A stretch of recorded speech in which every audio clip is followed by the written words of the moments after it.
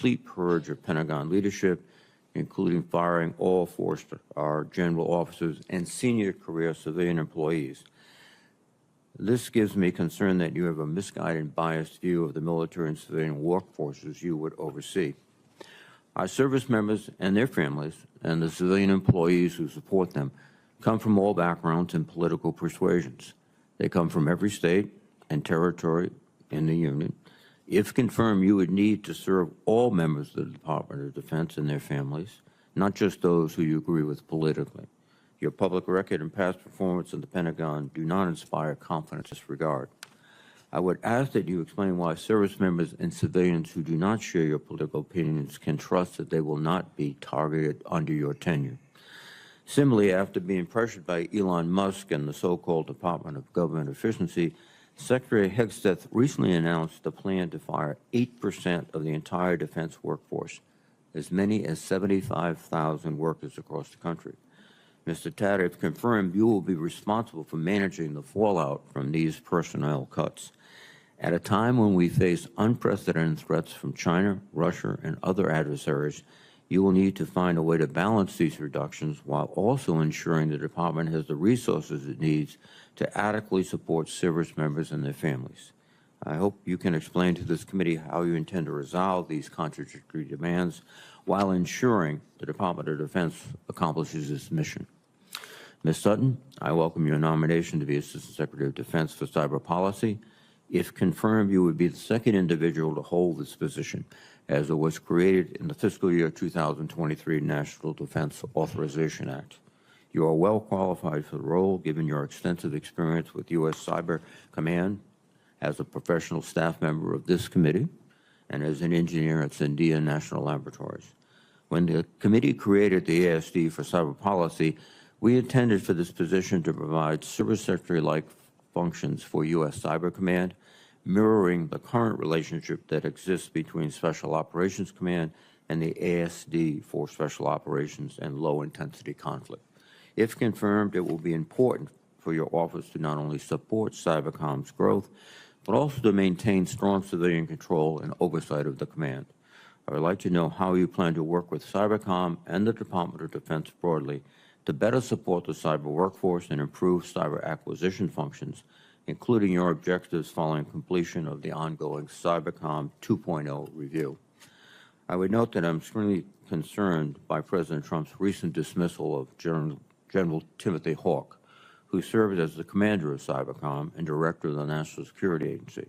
The administration has given no explanation for his firing, but press reports indicate that Laura Loomer, a fringe conspiracy theorist, convinced the president to dismiss General Hawk and fire a slew of expert staff on the National Security Council for no discernible reason.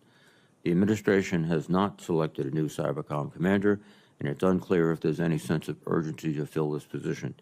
Ms. Sutton, if confirmed, you will need to be a strong partner for the new Cybercom commander, whomever they may be, and assist with improving their authorities within the department.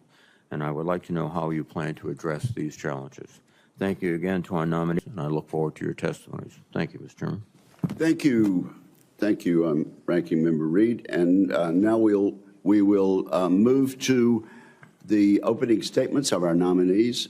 Mr. Tata, your opening statement first, sir. Thank you, Chairman Wicker, Ranking Member Reed, distinguished members of the committee. It's an honor and privilege to appear before you as the President's nominee for Undersecretary of Defense for Personnel and Readiness. I want to thank the President and Secretary for this opportunity and for the confidence in me. I am grateful for the time many of you have spent with me in recent weeks and thankful for the committee's attention to my nomination. And I want to thank Senator Tillis and Senator Sullivan for their kind introductions. I'm privileged to have in attendance a large group consisting of my wife, Laura, my daughter, Dr. Brooke Tata, a proud civil servant with the Veterans Administration, and her husband, former Marine.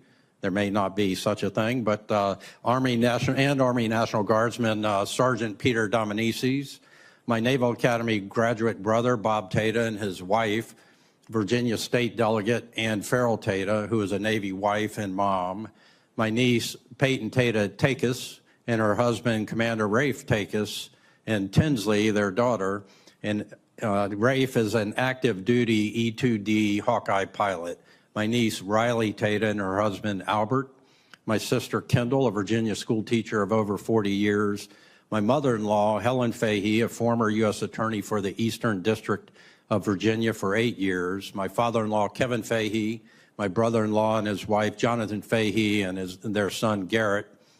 And my son, Zachary, and his 8-month pregnant wife, Lindsay, and my granddaughter, Allie Kate, are all watching from home, Chairman, in Hattiesburg, Mississippi, but represented here by Jamie Jones and McGee, and a host of West Point classmates, other family and friends from across the country. It was my late father and mother, both career school teachers, who instilled in me and my siblings a desire, even an obligation, to live a life of public service and to do so with honor and integrity. My father served 15 terms in the Virginia House of Delegates, where he worked in bipartisan fashion to advance the best interests of his district in the Old Dominion.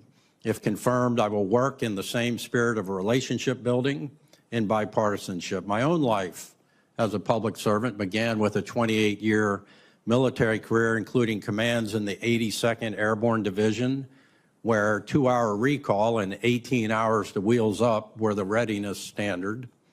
The 101st Airborne Division, where in my formation were over 80 helicopters and 4,000 air assault troops, in the 10th Mountain Division, followed by 4 years as an education leader here in Washington, D.C., working for Michelle Rhee, and then in Raleigh, North Carolina, and then as Secretary of Transportation for North Carolina.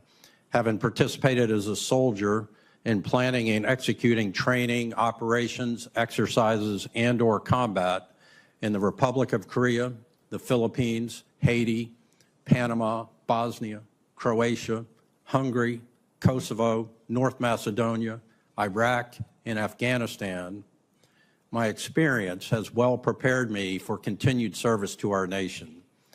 Having commanded and led organizations, both military and civilian, consisting of 35 men to 25,000 personnel, I understand the personnel and readiness requirements to defend our nation. Having served in a governor's cabinet and as a superintendent of the 16th largest school system in the nation, I understand and respect the roles and responsibilities of executive branches and legislative bodies. As a leader across a vast array of critical government agencies and private businesses for the last 44 years, I have participated in some fashion in the development, integration, and implementation of policies around recruiting, retention, and transition to civilian life, military health on and off the battlefield, K through 12 education, unit readiness reporting, personnel and equipment readiness, family readiness, training standards, safety standards, particularly with respect to blasts and aviation. If confirmed, my initial goals will be to focus on these areas with an eye on aligning personnel policy with national security imperatives while increasing lethality in the warrior ethos. I will continue to listen, learn, and lead as I build a team that allows me to make the best recommendations to the Secretary and the President. And I will always, as I've demonstrated over my decades of service, make my highest priority the health and welfare of our brave men and women in uniform and our DoD civilians and contract force. I am grateful for your consideration of my nomination, and I look forward to answering your questions. Thank you. Thank you, Mr. Tata. Now, Ms. Sutton, your opening statement. Chairman Wicker, Ranking Member Reed, and distinguished members of this committee, good morning. I want to thank President Trump for nominating me for this position and Secretary Hexeth and Deputy Secretary Feinberg for their support. I am honored to be here today. Thank you also, Senator Rounds, for your kind introduction, and my sincere thanks to the committee members for taking the time to meet with me this week in preparation for this hearing. I am deeply humbled to be nominated as the Second Assistant Secretary of Defense for Cyber Policy. President Trump's strategy of peace through strength requires a cyber force capable of defending the homeland, deterring China, and strengthening burden sharing with our allies and partners. For more than 2 decades, I've been focused on safeguarding our networks, protecting our information and data, and defending our nation. Before I proceed, I would like to take a moment to recognize my family who is with me here today. My in-laws, Steve and Betsy Mills, traveled from St. Louis to be here and have always welcomed me as part of their family. My parents, Steve and Stephanie Sutton, are also here and have been my greatest supporters. I'm grateful for their unwavering love and their profound influence in shaping who I have become today. My husband, Rob Mills, who has been my steadfast partner through all of life's adventures, is also here by my side. Rob is a hardware engineer who has spent his career also supporting national security programs and working to make our country more secure. I would not be where I am today without his constant support and partnership. And thank you to all of my friends and family watching virtually this morning. I'm grateful for all of your support. While I began my career as an electrical engineer at Sandia National Labs, it was my parents, small business owners of a small cybersecurity company, who inspired my passion for technology and instilled in me a sense of dedication, commitment, and service, and also the importance of secure computing and a strong password. Over the last 20 years, I've held a variety of technical and leadership roles across high-impact national security programs in nuclear weapons, space, and cyber that have prepared me well to execute the responsibilities of the Assistant Secretary of Defense for Cyber Policy. I have successfully delivered programs, led multidisciplinary teams, and advised on key research and development programs. Through these roles, I have developed a strong foundation and honed my abilities to manage complex government programs, engage stakeholders, and integrate strategic planning with technical innovation. The cyber domain is complex and fast developing, requiring us to stay ahead of our adversaries, especially when faced with the threats posed by nations like China. China's growing cyber capabilities and its ongoing attempts to target our infrastructure underscore the critical importance of bolstering our own cyber capabilities. Although the United States has made significant strides in cybersecurity, we must act with urgency to accelerate the development and integration of new technologies like AI that will ensure our continued cyber superiority. Throughout my career, I've consistently prioritized the support of our warfighters, ensuring they have the technologies and the resources needed to accomplish their missions. From my early work on critical nuclear weapons and satellite systems at Sandia, to the policy and legislation I shaped and championed as a professional staff member in both the House Armed Services Committee and this committee, and most recently as the Chief Technology Advisor at U.S. Cyber Command, I've been committed to providing our military with the best tools available. I believe the key to success in the cyber domain is a combination of talent, technology, and agility. A lesson I learned throughout my professional career is that our talented civilians and uniformed service members that have the right training and tools are able to accomplish great things. Secretary Hegseth has made it clear that the Department of Defense must act with confidence and decisive action to reestablish deterrence and defend our homeland. I have taken that guidance to heart and, if confirmed, will work across the department to eliminate barriers and accelerate opportunities in cyberspace. As technology continues to evolve, we must remain agile and adapt to the changing environment. Our cyber forces must be well-trained, ready, and equipped to excel in this dynamic landscape. In closing, if confirmed, I look forward to working with Congress and this committee to ensure the department remains supported and resourced to execute our strategies in cyberspace, deter our adversaries, and defend the homeland. I look forward to your questions. Thank you very much, Ms. Sutton, and thank you both. I now will move to standard questions, which are required of all civilian nominees. I ask that you keep your microphones on and answer either yes or no as I ask the questions. First, have you adhered to applicable laws and regulations governing conflicts of interest? Yes, Senator. Yes. Have you assumed any duties or taken any actions that would appear to presume the outcome of the confirmation process? No, Chairman. No. Exercising our legislative and oversight responsibilities makes it important that this committee, its subcommittees, and other appropriate committees of Congress receive testimony, briefings, reports, records, and other information from the executive branch on a timely basis. Do you agree, if confirmed, to appear and testify before this committee when requested? I do, Chairman. I do, Chairman.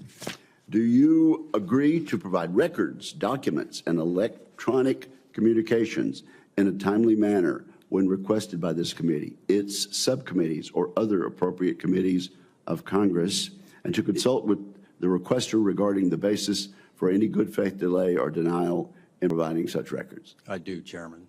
I do, Chairman. Will you ensure that your staff complies with deadlines established by this committee for the production of reports, records, and other information, including timely responding to hearing questions for the record? I will, Chairman. I will, Chairman. Okay. Will you cooperate in providing witnesses and briefers in response to congressional requests?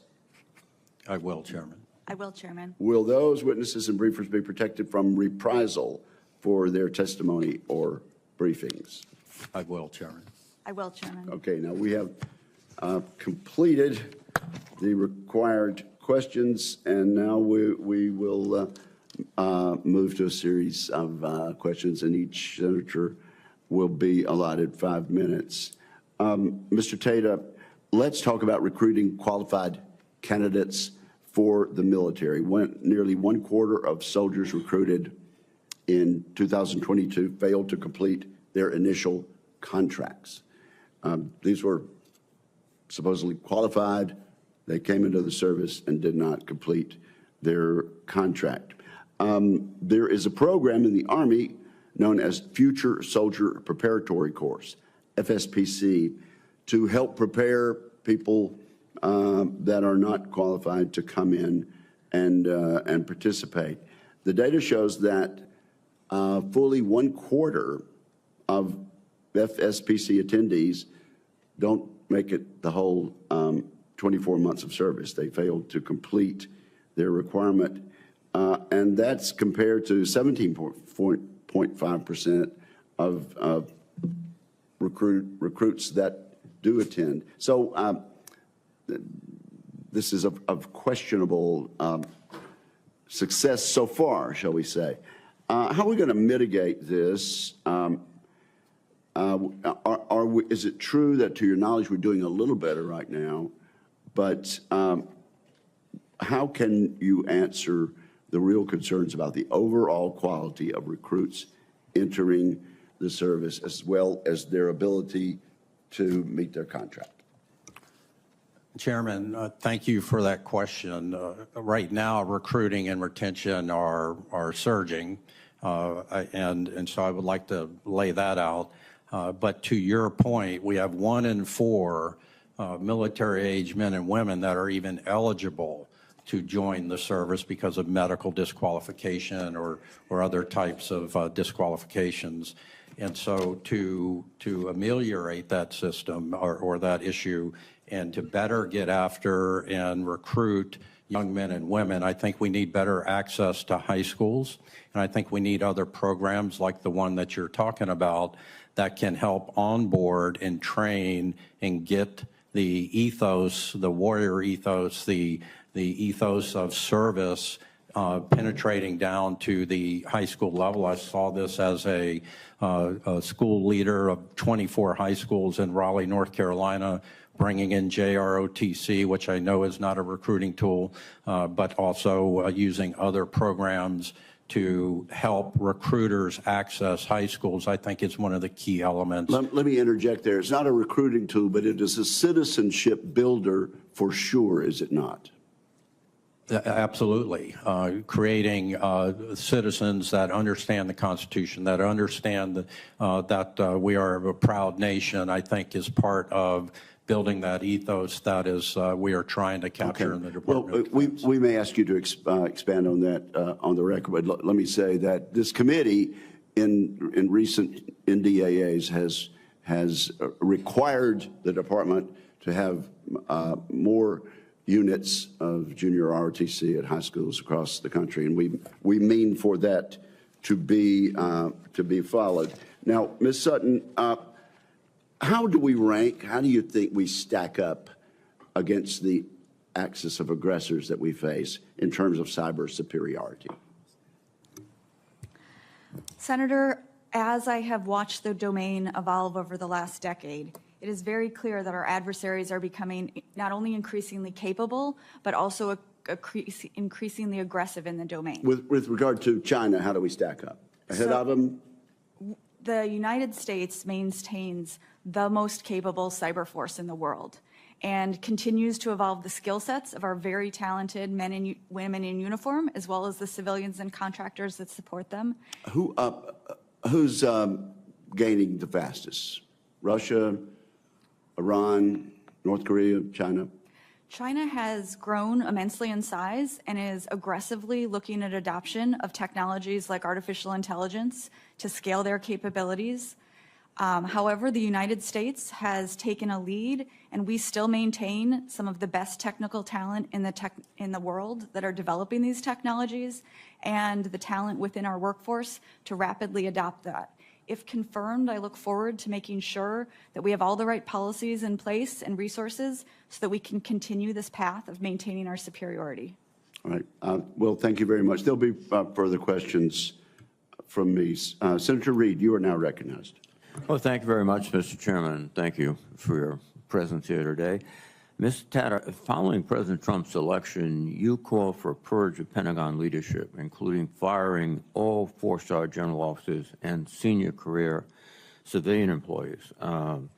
These are traditionally apolitical positions, and you seem to take a very political approach.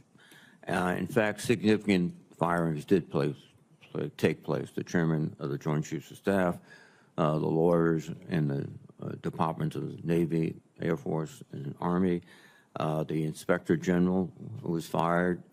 In fact, it's very disturbing because if you want to disregard the law, the first thing you do is get rid of the people who enforce the law and advise you on the law. These firings, which you were prompted to encourage, have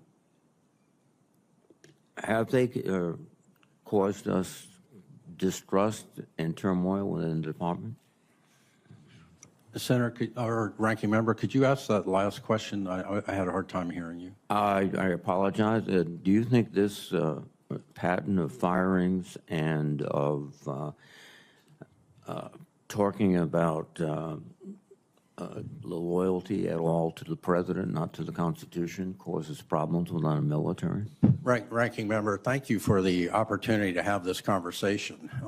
Those remarks that I made were in direct response to a CNN report, credible report, that discussed several admirals and generals talking about how to resist President Trump and his civilian leadership. So I was actually talking about defending the Constitution.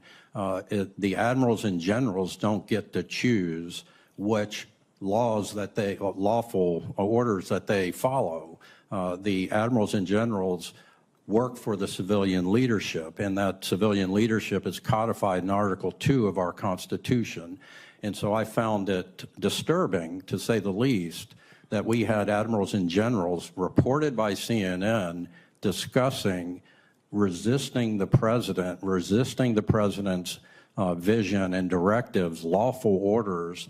And I also found it disturbing that the chairman and the chiefs did not come out and say that this is unacceptable, this is not happening. We're going to have a review to find out if this CNN report is accurate, because we cannot have admirals and generals usurping the authority of the civilian leadership and certainly the President of the United States. Mr. Tata, the key here is lawful order.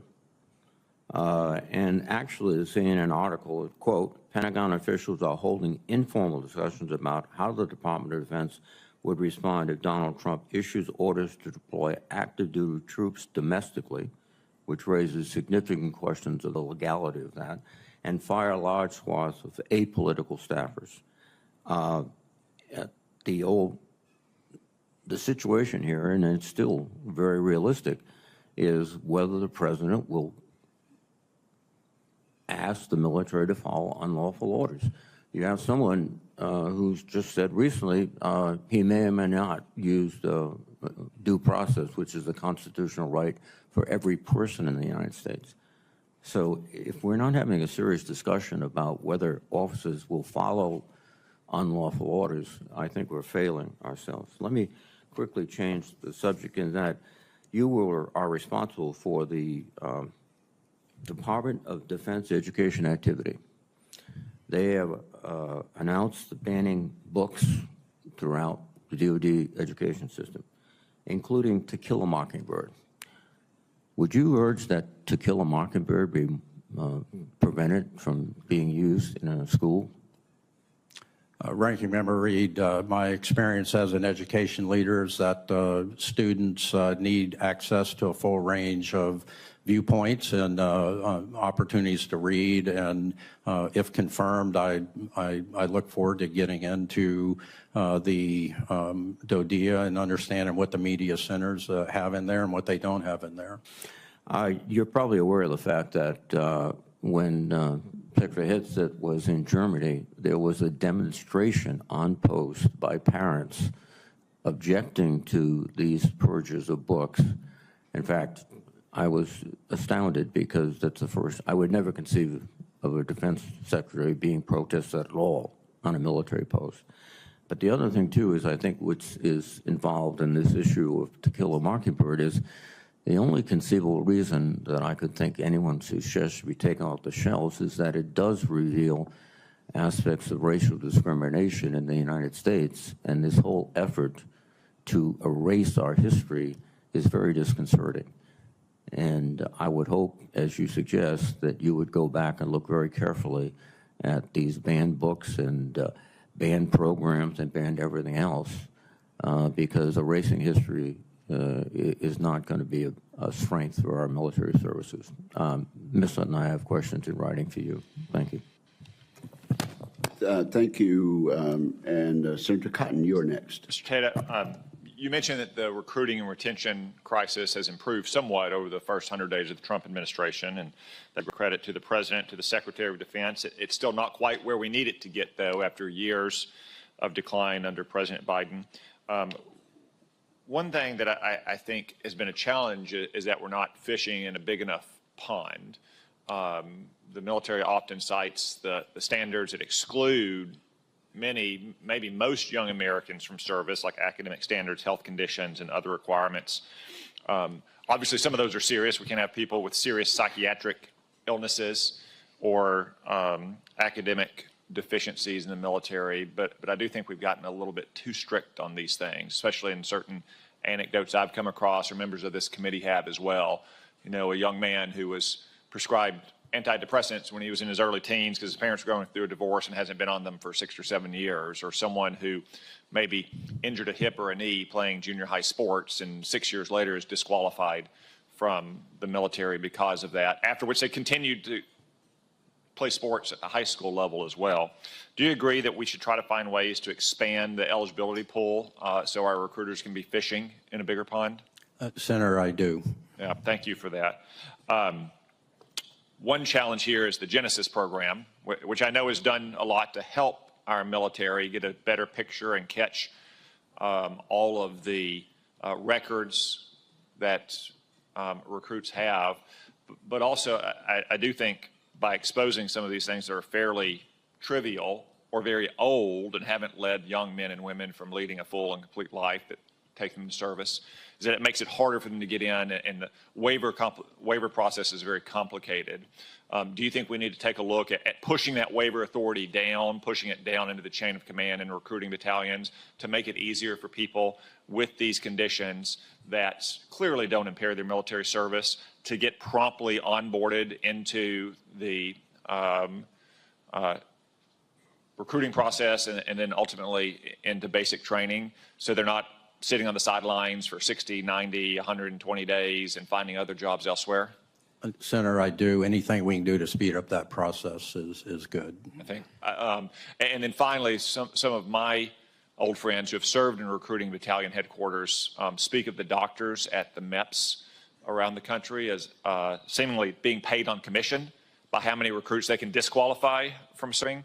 Do you think we should take a look at the incentives that the doctors have at our MEP stations, and also whether we have the right number of providers at all those stations to move all those recruits along, so when a young man or woman expresses interest in serving, we're getting them promptly through the process and hopefully getting them to their ship date?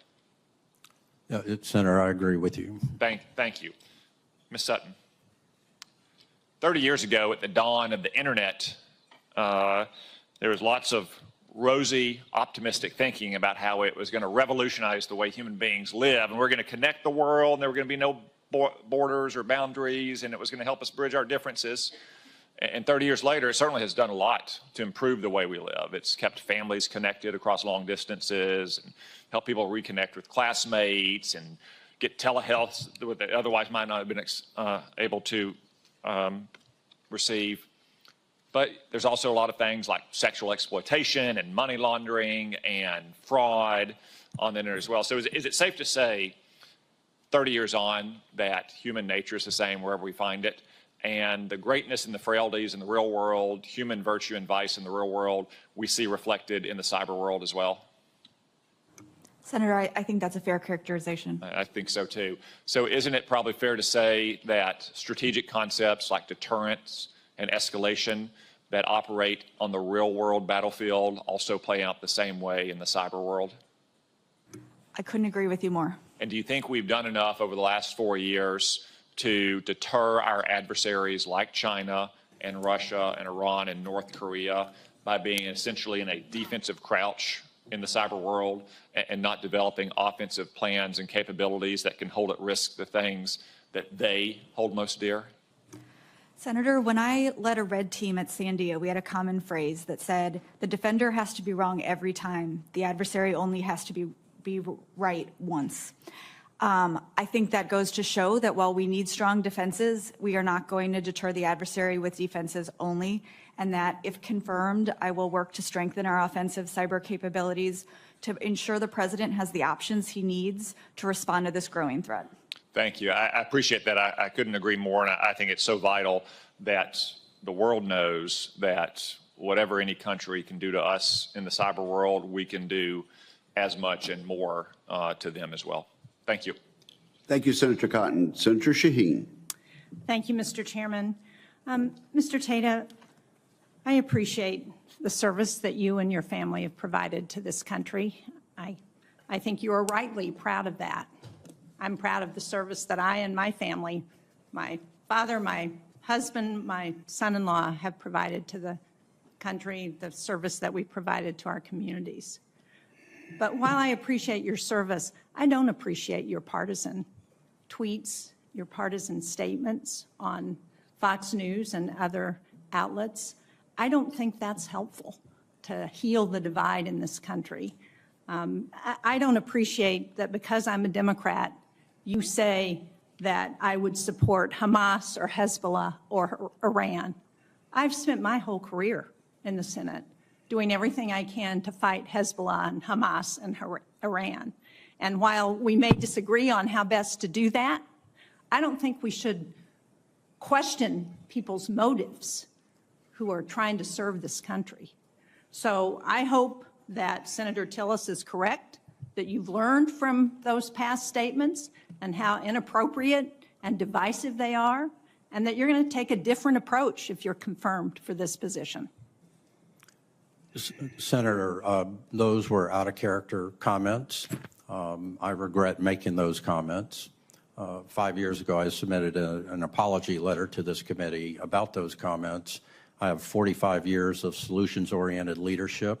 That was out of character. I regret it, and I can guarantee you that I will be, if confirmed, an apolitical leader that is trying to take care of the men and women in uniform and their families and the DoD civilians. Thank you. In February, Secretary Hegseth announced a reduction in force at DoD to cut up to 75,000 workers. And on March 18th, the acting Undersecretary of Defense for P&R issued guidance directing that, and I quote, positions at depots, shipyards, arsenals, and maintenance facilities would be exempt from the current civilian hiring freeze. I visited the Portsmouth Naval Shipyard along with Senator King last month and with the new Secretary of the Navy.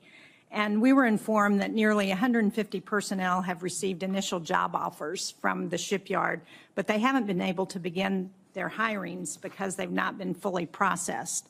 So that means we have critical roles that are open. One of the suggestions for the delay was because of the work of OPM, the Office of Personnel Management. So if confirmed, you will oversee civilian hiring for DOD. How will you work with your counterparts and other agencies to eliminate those kinds of bureaucratic holdups? How do we move those hires that are in the pipeline? Senator, I share your concern, particularly when this body and the president have all said they want to build more ships. If we have welders, for example, off-ramping through the deferred resignation program, we've got a hiring freeze, we've got other cuts of probationary personnel. If confirmed, and I get into the position, one of my priorities will be aligning national security and national defense priorities like shipbuilding with personnel policy to see where the gaps are, how can we accelerate, for example, shipbuilding if we don't have welders to weld the ships, to use a very simple example. But I imagine that there's several different examples such as this, and if confirmed, I look forward to immediately figuring out where those gaps are and aligning them with the national security priorities of this body and of the president. Well, I appreciate that, and I certainly agree that we need to look at all of our policies if we're going to address shipbuilding. Our public shipyards, of course, do maintenance and repair on our ships as opposed to shipbuilding, but it's the same challenge, and I think we need to better align what we're trying to accomplish with the policies that we put in place. Ms. Sutton, thank you for being here and for your service to this committee. We've seen, as other questioners have said, an increase in cyber attacks over the last few years. They've affected our infrastructure. Do you think it's important to maintain our forward posture in offensive cyber operations against Russia, and that among our other adversaries, that's important to our national defense? Senator, I couldn't agree with you more. One of the unique challenges in the cyber domain is the threats that we face every day. And it's not just from a single adversary. It ranges from highly capable nation states like China, Russia, and Iran, down to criminals engaging in ransomware for financial motives. And to be successful, we're going to have to counter all of those and keep our focus on all of the threats that we face. Thank you. Thank you, Senator Shaheen. Senator Rounds. Thank you, Mr. Chairman. First of all, to both of you, thank you for your continued service to our country. Ms. Sutton, look at air, land, sea, space, cyberspace. The next real conflicts that we're going to see will probably start with cyberspace activity. If you are confirmed, what will your priorities be as the Assistant Secretary of Defense for cyber policy? Senator, thank you for the kind introduction this morning and for your leadership over the years on making sure that the department is appropriately postured for cyber and AI. As you mentioned, the cyber domain is continuing to evolve, and the one constant that I've seen in being involved in this domain for over 2 decades is that the rate of change is exponential. My top priority, if confirmed in this role, will be to address this change with speed and agility in the department. As you're well aware, in 2018, there was a series of activities that enabled the offensive posture that the department is undergoing today. Both establishment by President Trump of NSPM 13, the process to do cyber operations, as well as this committee's definition of traditional military authorities for cyber.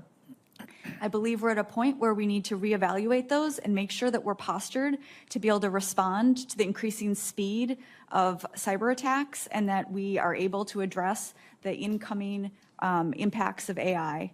To do that, my second and third priorities will be to make sure that we have the talent that we need to understand this dynamic environment and that we have the technologies and we're leveraging them quickly to respond to challenges like AI. After having worked with you directly for about 4 years and the amount of knowledge that you have in this, I truly can't think of anyone who is more qualified for the position that you have been nominated for. And I look forward to not only supporting but helping you to get in and to get to work as soon as possible.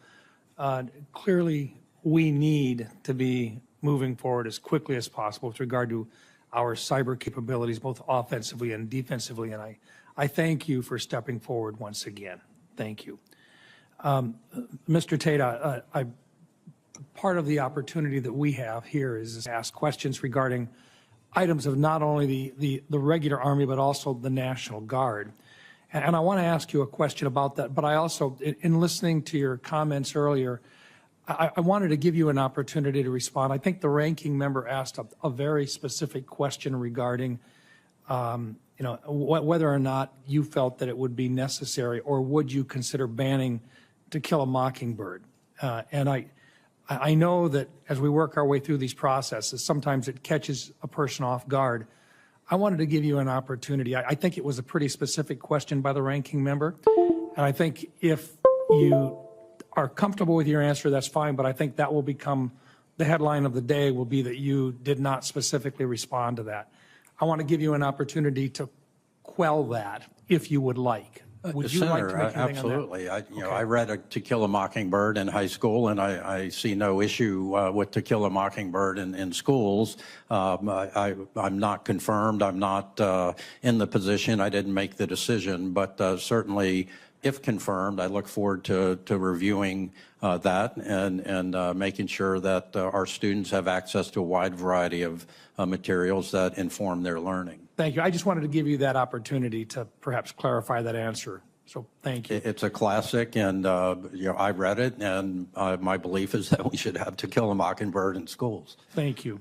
Let me talk about the National Guard for just a second. Given the National Guard's increased activity for both domestic and overseas missions, would you commit to fully funding their annual training requirements, even if it means diverting some resources from other locations?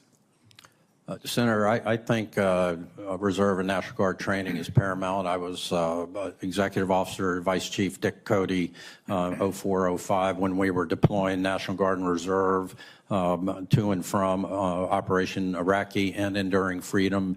We were moving some 350,000 troops either into combat or out of combat, or training them. So having trained and ready forces is paramount, and certainly fully funding that training is part of being ready. Fair to say that right now we really can't go to war unless we also enlist and engage our National Guard today.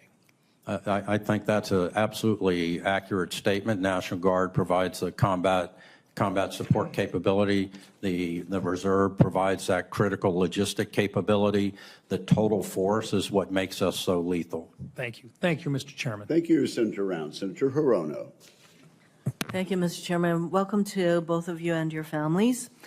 To ensure the fitness to serve, I asked the following two initial questions of the nominees to any of the committees on which I sit. So I'll ask the two of you. We'll start with Mr. Tata and then go to Ms. Sutton. Since you became a legal adult, have you ever made unwanted requests for sexual favors or committed any verbal or physical harassment or assault of a sexual nature? Senator, I have not. I have not. Have you ever faced discipline or entered into a settlement related to this kind of conduct? Senator, I have not. Senator, I have not. Mr. Tata, the position you've been nominated for, Undersecretary of Defense for Personnel and Readiness, is among the most consequential in the DoD, and you would be responsible for setting policies that affect the lives of more than 3 million uniformed and civilian members of our military community, from recruitment and readiness to healthcare, family support, force structure. And this position requires integrity, sound judgment, and an unwavering commitment to serving all who wear the uniform and those who support them. Your record gives me pause, and it causes me to question whether you possess the necessary qualities for this role. You have made inflammatory and deeply offensive public statements, calling President Obama a terrorist leader, calling Islam or claiming that Islam is the most oppressive, violent religion, and promoting dangerous conspiracy theories. And these weren't slips of the tongue or out of character, as you noted today. They were repeated, deliberate, and public. Moreover, they were coupled with statements that disparaged senior military leaders, suggested a politicized purge of the officer corps, and supported unlawful use of force under a suspended Posse Comitatus Act. You have also been found by the Army Inspector General to have violated the Uniform Code of Military Justice, which raises additional concerns about your adherence to military standards of conduct. And according to multiple reports and letters, including bipartisan opposition from former military leaders, your nomination is widely perceived as being driven by political loyalty rather than professional qualifications. You will be tasked with leading a diverse workforce, one that includes Muslim service members, women in combat roles, LGBTQ personnel, and senior leaders who you have attacked or proposed be fired. Given this record, I question whether you would be able to lead with impartiality, dignity, and professionalism. I do have some questions for you. The military must remain a nonpartisan institution, guided by constitutional principles and civilian control. You previously endorsed using military forces, as I noted, in a domestic context by suggesting Congress suspend Posse Comitatus. Under what circumstances do you believe such an action would be justified? Senator, I appreciate being able to have this conversation. Specifically, what I was referring to is the border where the military is supporting the Border Patrol, and whether or not that requires suspension of Posse Comitatus, I don't know. But the idea that we need better border security is really what I was saying in that remark. Well, we do have military personnel at the border. In fact, last year, the former National Guard Bureau Chief testified that the border security mission by the military provides no military training value to guardsmen and does not prepare troops for great power competition. A 2021 GAO report found multiple units lost critical training opportunities due to deployments to the border, impairing operational readiness.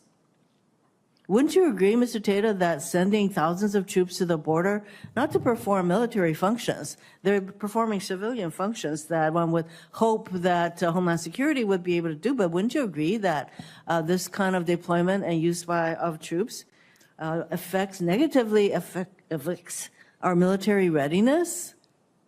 Senator, border security is national security, and the inherently military functions that the Reserve and National Guard in particular perform logistically to support the operations at the border, I think are right in line with preparation for combat operations. Well, obviously, we have a disagreement on that point because Homeland Security and others should be performing that function, because we have had testimony that says that the military at the border is not performing the kind of functions that would really enhance their ability to serve.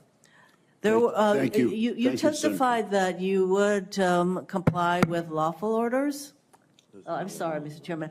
I will submit that I did have a question about whether or not President Trump at one point ordered protesters to be shot in the leg, and my question was whether you would comply with such an order. And he'll take that for the record. Thank you very much, Senator Hirono. Senator Tuberville. Thank you, Mr. Chairman. Thanks for both of you willing to serve. Ms. Sutton, the President released the top line of his FY26 budget last week, and we look forward to learning all the details of the proposal in weeks ahead. We do know that this year's budget request for cyber operations was $14.5 billion, up $1 billion for the previous year. Given the rapid involvement of the landscape in cyber, do you believe this funding level is sufficient to meet our security needs? Senator, I share your concern with making sure we are balancing the resources available with the growing threat, as you indicated. One of the primary responsibilities, if confirmed in this role, is to review the budget and to certify that to ensure it's necessary. One of the things that is particularly unique about the cyber domain is that many of the capabilities are a software capability, and so investments in this domain can have a very immediate response into providing options for the President and Secretary, and look forward to having the opportunity to highlight where we can better integrate this and perhaps shore up additional resources as needed. What role will cyber play in the future of possibly the Golden Dome? Senator, in my current role, I have not been involved in the specifics of that discussion, but I think that what we see with all of our weapon systems is the importance of building in cybersecurity from the beginning to make sure that as we put these capabilities out, that we're able to defend them and that they're secure against what will be a very an attack surface that our adversaries will definitely look to exploit. Thank you. Mr. Tate, I reviewed your record, public service, combat veteran, school superintendent, secretary of transportation, leading tens of thousands of military members and civil servants conducting complex missions. Anything you hadn't done? My goodness. Senator, now you want to do this. I appreciate that comment. Well, thank you for your service. But instead of exploring the experience, my colleagues seem to be focused on some things that you've said in the past, and I find this interesting given the last 4 years where a lot of the Democratic parties continually call conservative Nazis, fascists, threats to democracy. You know, it goes both ways here. You know, the previous administration fully weaponized their justice system department to attack, punish their political opposition, profile grandmothers, are thrown into prison for peaceful protest. It just goes on and on. Out of curiosity, Mr. Tata, have you labeled people you disagree with Nazis? Senator, I have not. Thank you. Have you ever weaponized your previous offices to punish your political opponent? Senator, I have not. I didn't think so. Yesterday, Secretary Hegseth announced a two-phase approach to reducing our top-level military. Phase one is a 20% reduction of active four-star generals and flag officers, as well as a 20% from the National Guard Bureau Plea. Phase two will be an additional 10%. The Undersecretary for Personnel and Readiness will be leading this initiative. I'm interested in your thoughts on this announcement. Senator, anytime that we're talking about tooth-to-tail ratio, I think it's a good conversation. You know, the Secretary's comment about the number of generals when we were in World War II versus the number we have today, I think is a stark reminder that perhaps we become a little bit of a bureaucracy. And so he talked about a methodical and measured way of going about finding the force structure realignment that would allow for the reductions he's talking about. Thank you. Can we expect a complementary effort to reduce the real bloat at OSD and joint staff, which have increased by 2 to 5 times respectively over the last 25 years, while our total force numbers have decreased? Senator, if confirmed, I would work with you and the rest of this committee on optimizing the workforce and the military. Thank you. Thank you, Mr. Chairman. Thank you, Senator Tuberville. Senator King. Thank you, Mr. Chairman. Ms. Sutton, you have probably as much knowledge about the cyber landscape as anybody in this country. Give us just a few seconds about how bad is it? I don't think the public realizes the level of cyber threat that we're under right now, and the fact that it is happening right now in institutions across the government, but also in the private sector. I guess my question is, how bad is it? So, Senator, as our society has grown increasingly dependent on internet-connected items, if you think about the number of things in your home that are connected to the internet, if we think about across the military, how we're going to need data connectivity, that certainly poses a very large attack surface that the adversary can go after. And 85% of that attack surface is in the private sector, is that correct? That is correct. Coupled with all of the technology that's available, like generative AI, has made it very easy and a very low bar to be able to come in and exploit vulnerabilities in this system. Well, we worked together back 3 or 4 years ago in enacting the recommendations of the Cyberspace Solarium Commission, but the threat has evolved rapidly since then and is in fact even more serious today than it was just 3 years ago. Is that correct? I couldn't agree with you more. What I would also like to highlight, though, is that as the threat has evolved, so has the department and the federal government and how we respond, both from posture to be able to impose cost and defend forward, which is where we have grown increasingly capable over the last 7 years, as well as working with private industry to take lessons that we've learned from the Department of Defense, where we see malicious activity, where we see malware, to being able to share that with private industry so that it gets put into cybersecurity products that are used across the private industry to really leverage the knowledge that we gain from within the Department of Defense to make sure that we're protecting not only the Department of Defense, but also have that secondary effect across the nation. When we talk about the Department of Defense, we're also talking about the defense industrial base, which includes thousands of supply chain contractors who are also vulnerable, and it creates a very serious problem in terms of our cyber defenses in a time of conflict. I would submit that the first 3 hours of a major conflict will be all about cyber. Would you agree? I believe that cyber is going to be fundamental as a domain of warfare in any future conflicts with adversaries. And one of the unique challenges about cyber is that much of this activity happens below the level of armed conflict. So even today, we have our cyber forces engaging with adversaries below the level of armed conflict on a daily basis, but will also play a key role in crisis and conflict going forward. Chairman Wicker and Senator Cotton all mentioned deterrence, and I believe that's one of the most important factors. As I think Senator Cotton characterized it, we're not going to be able to defend ourselves if we're in a defensive crouch at all times. We need to have both the capability for offensive cyber, but also, I believe, we need a stated doctrine. Everyone in the world knows our doctrine of deterrence in nuclear armaments, for example. People should also understand a doctrine of deterrence that if you attack us in cyberspace, there will be a response. It may not be cyber, it may be something else. But one of the problems, as I've looked back over the past 25 years, we still haven't responded to the Sony hack. We haven't responded to Volt Typhoon. There's no price to pay for our adversaries. I hope in your counsels within the Defense Department and the administration, you'll argue for a serious and substantial cyber deterrent stated policy. If it's not stated, a deterrent doesn't work. Senator, if confirmed, I look forward to working with you on the committee on making sure that we have the right posture and it's well articulated so that our adversaries are understanding, but that also we can prioritize our resources so that we're supporting and well postured to execute that. Thank you very much. General Tata, we won't have time for extensive questions.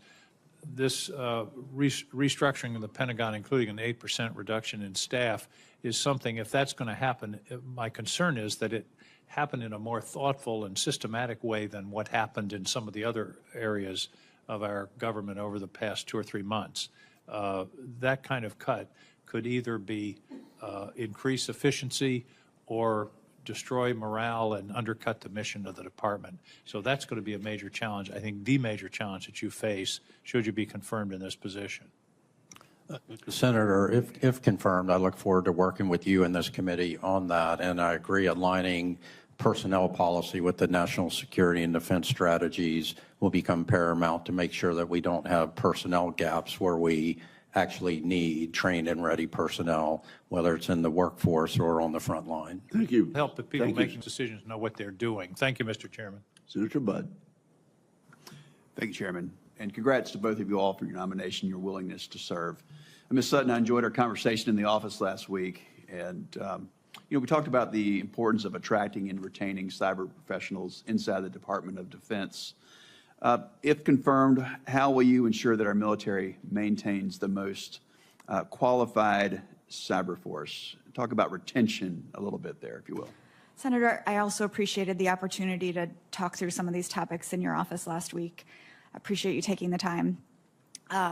My experience across the cyber domain is that while technology is incredibly important, it is not going to be effective without the best and the brightest available to utilize it.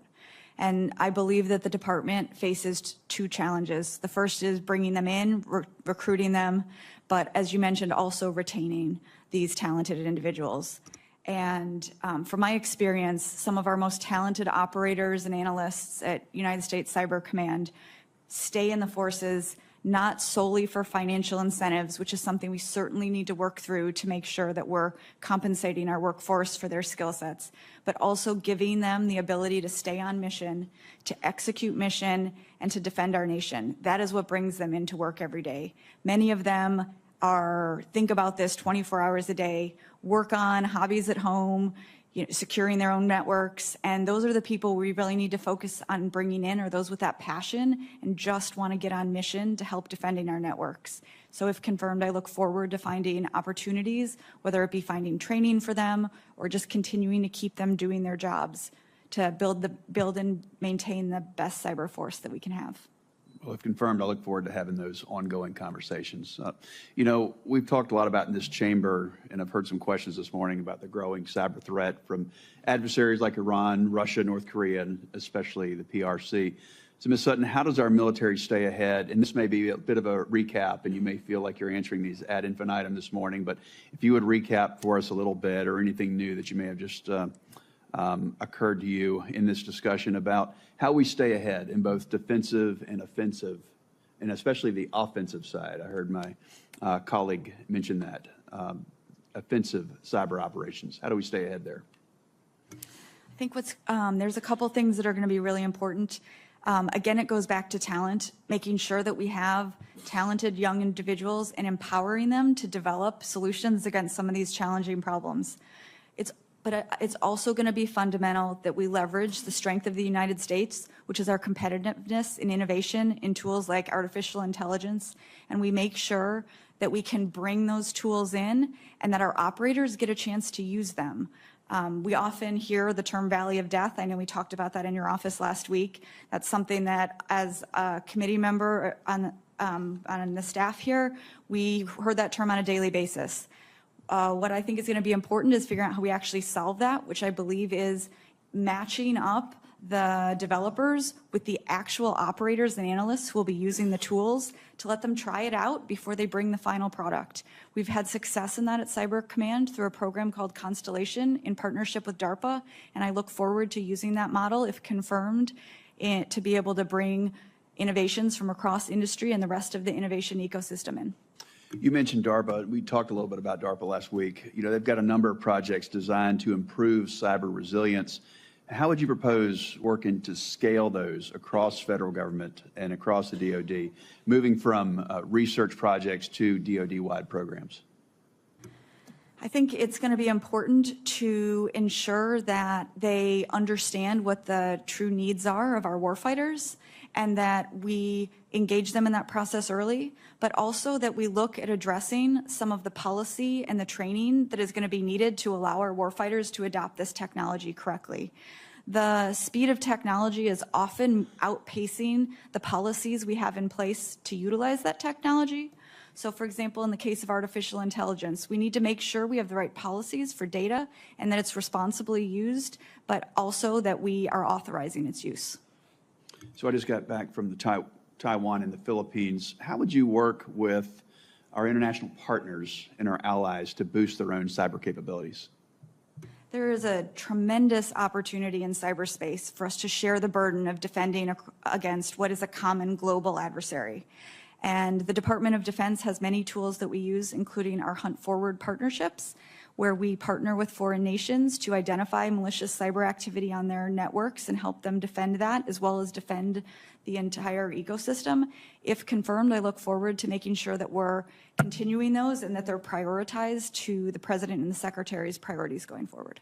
Thank you both. Thank you, Senator Budd. Senator Peters. Thank you, Mr. Chairman. General Tata, congratulations on your nomination, and thank you certainly for your past service to our country and your willingness to serve again. In February, President Trump fired General C.Q. Brown, Jr., the chairman of the Joint Chiefs of Staff, and replace several top officers, including the Chief of Naval Operations, the Cybercom Commander, the NSA Director, and the Judge Advocates Generals of the Army, Navy, as well as the Air Force. As a former service member myself, I'm deeply concerned about the impact of purging high-level officers for basically simply following policies and legal orders that were put into place by prior department leadership. Regardless of which party is in power, since the founding of our country, one of the bedrock principles has been the apolitical Department of Defense, as you well know. I fear, though, that these actions set a dangerous precedent and creates an environment where military leaders may be afraid of dismissal for doing their duty and following legal orders.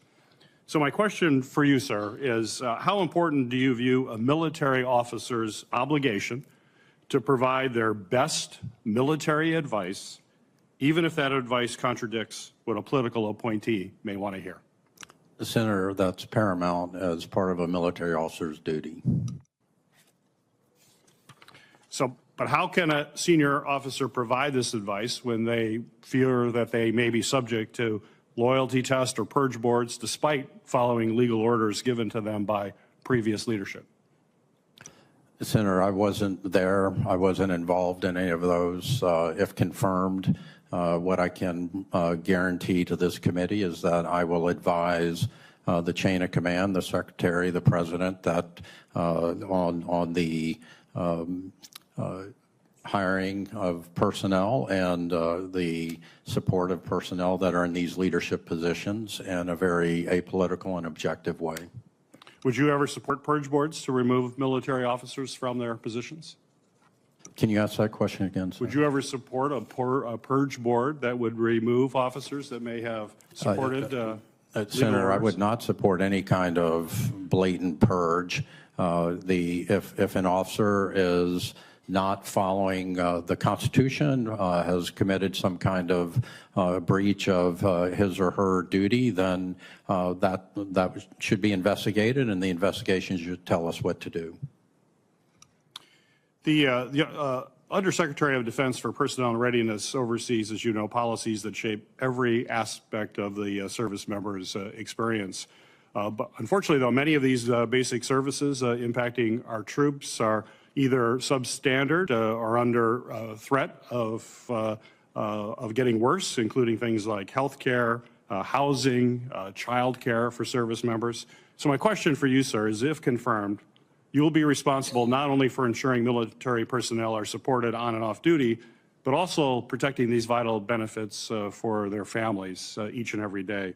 So my question for you is, if confirmed, how will you combat these ongoing challenges and advocate for the well-being of service members and DoD civilians as well?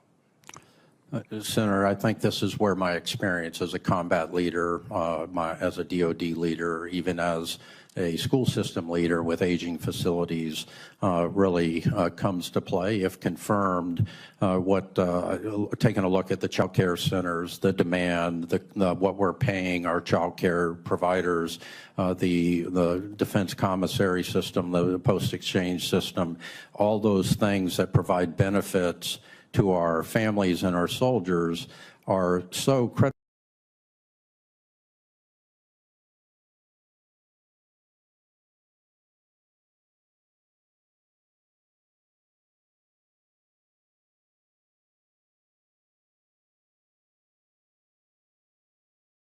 Do you know what those risers are for?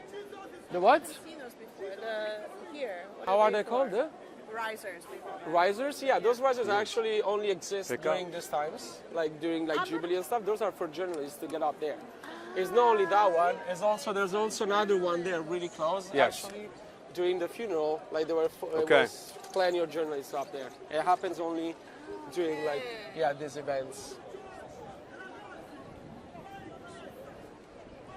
And I'm gonna take a couple pictures too, and I'll tag you and the tour guide. Is that okay? No, I mean, I have a camera. Imagine if pictures like his, getting pictures is a piece of cake. Yeah. I have a camera. It goes live. So. Oh. Negative. No sound there. No sound. Okay, thank you. Oh my God, this guy. Yeah, I know. This is really irritate me. I'm surprised the military said it. Oh yeah, they don't do much about it.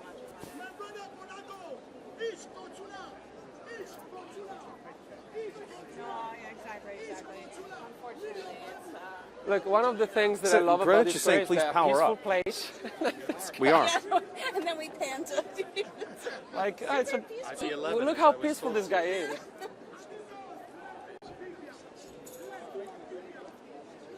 Do you hear him? Yeah, he's very loud and probably. But can you hear him through the... Probably. A little bit. He's going to be. we have a couple minutes. Do you want to go around to the other angle here? IP 12, he says. He told me 11 today. Oh, he wants me on 12? Yes. So we have 1 hour? No.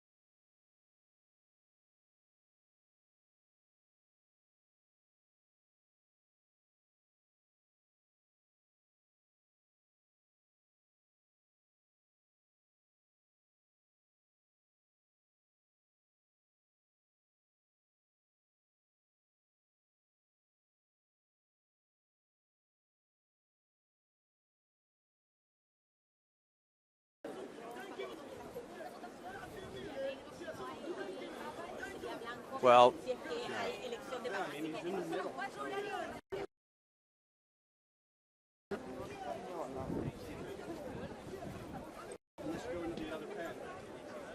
yes, but I don't have a list of order. Did you send it to me? Or is it the one you already sent? Oh, I didn't know if there was like a final list, but the one you sent.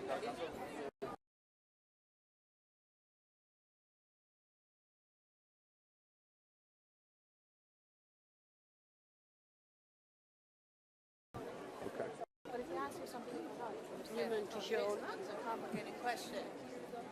I can tell you what I know. Yeah, like, No, as long as he doesn't introduce me as a tour guide.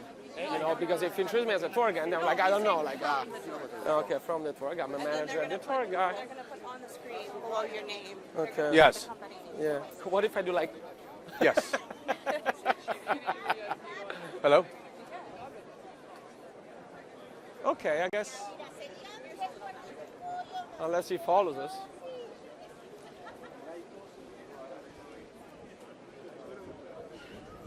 Yes, I'm just trying to get this show on the air, and I can't deal with them right now. But I feel like my hands. just tell them.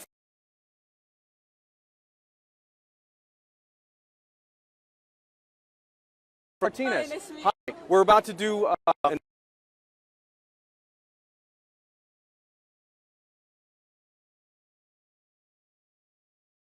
Is this sun brutal? Yes. Yeah. It is what it is.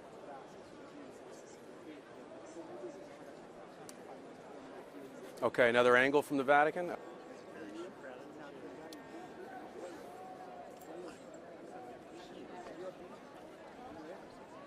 Hello, everybody. Jason Vatican in Rome. A beautiful sunny day here. We are just under or just over 24 hours for the conclave.